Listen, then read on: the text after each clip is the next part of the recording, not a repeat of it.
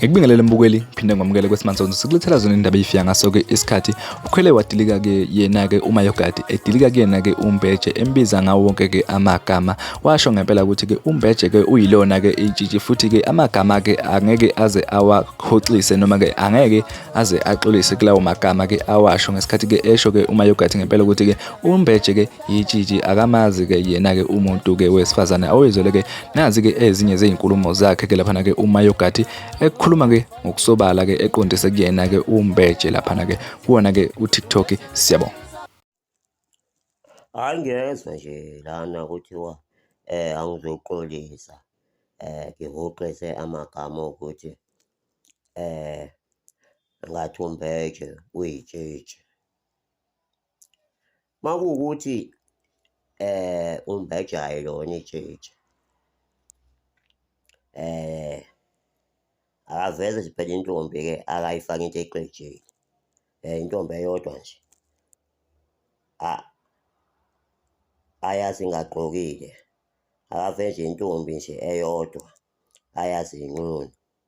Ngeke mina ngize ngihoxise lowo magama ukuthi uyitshitshi. Lokho ngangikusho ngoba ngazi kahle vele ukuthi akamazi umuntu esifazane enqunu yabo.